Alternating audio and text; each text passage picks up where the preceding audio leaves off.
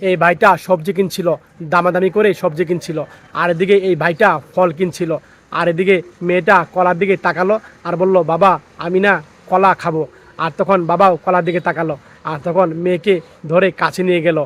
আর তখন এদিকে এই ভাইটা এই দৃশ্যটা দেখতে পেল। আর তখন ভাইটা মন খারাপ করলো। আর তখন এদিকে ভাইটা সবজি কিনলো। আর তখন এই ভাইটা ফল কিনলো আর মেয়ের দিকে তাকালো। আর সবজি কিনা হয়ে গেছে ভাইয়ের।